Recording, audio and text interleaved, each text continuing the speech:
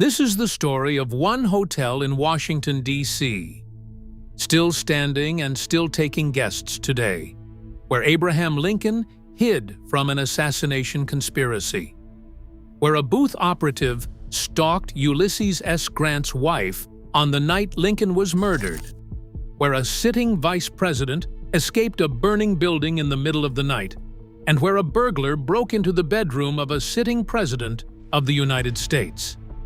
The hotel is the Willard, 2 blocks east of the White House on Pennsylvania Avenue, operating on that site since 1816. Every incident in this video is drawn from documented historical sources, and together they form a record no other hotel in America can match. Henry Willard took over the property in 1847, combining a series of row houses into a single operation after years as a Hudson River steamboat steward. The 12-story Beaux-Arts building that stands today opened in 1901, designed by Henry Janeway Hardenberg, the same architect behind the Plaza Hotel and the original Waldorf Astoria in New York. Every president since Franklin Pierce in 1853 has either slept there or attended an event there. 6 sitting vice presidents used it as their primary home, and 2 of those vice presidents later became president without changing their address. Nathaniel Hawthorne visited in 1862 and wrote that this hotel may be much more justly called the center of Washington and the Union than either the Capitol, the White House, or the State Department. Everybody may be seen there. For the men who ran the country, that visibility cut both ways. On the night of February 22, 1861, Lincoln was supposed to travel openly to Washington for his inauguration on a publicly announced route, and that predictability was exactly what made it a target. Allan Pinkerton, founder of the Pinkerton National Detective Agency, had uncovered what he believed was a plot to kill Lincoln during a train transfer in Baltimore, one of the most violently pro-Southern cities in the country. The alleged organizer was Cipriano Ferrandini, a barber at Baltimore's Barnum Hotel, who reportedly told his associates, "He must die, and die he shall."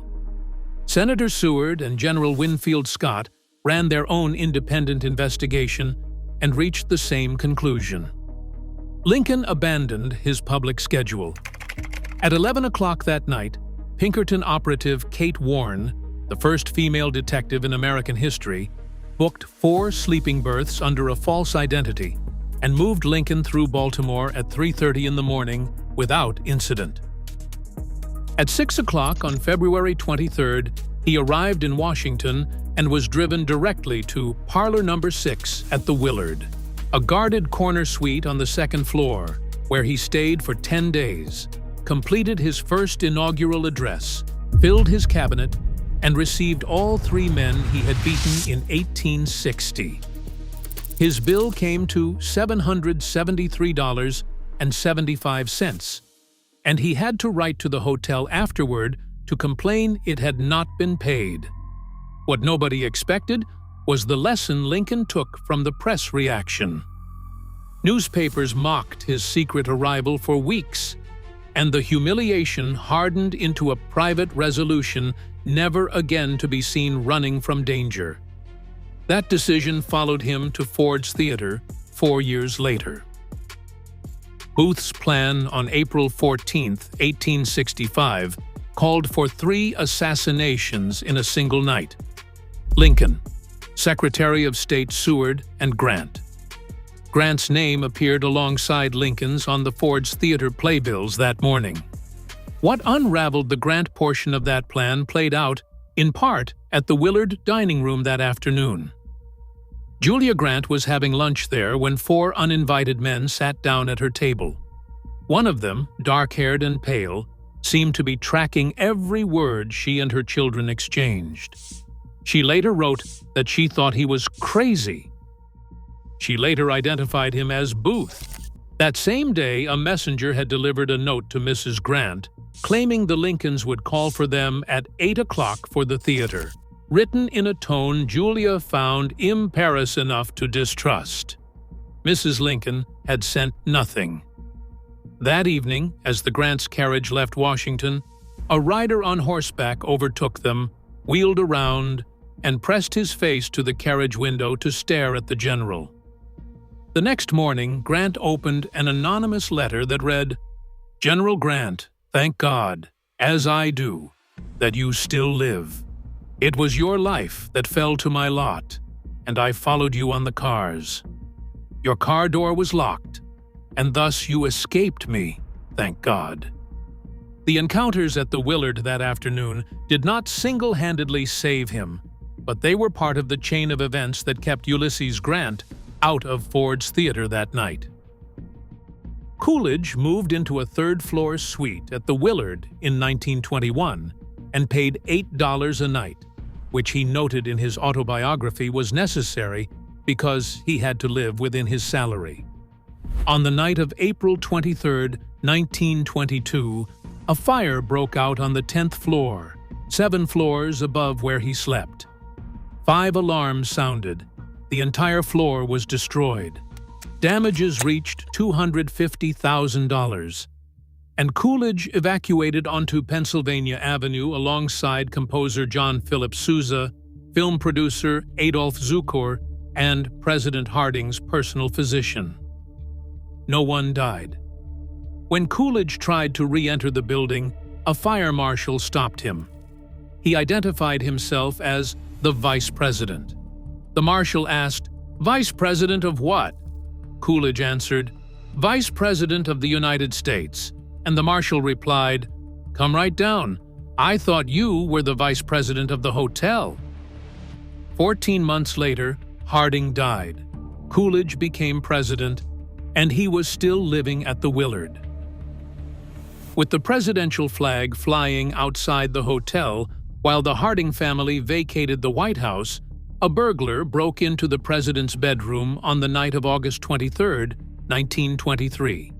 The account was kept from the public for 60 years and was not published until 1983, relayed through 2 intermediaries, so it carries an anecdotal caveat. What the story describes is Coolidge waking to find a young man going through his pockets, recovering his wallet, his watch, and a charm engraved with his name.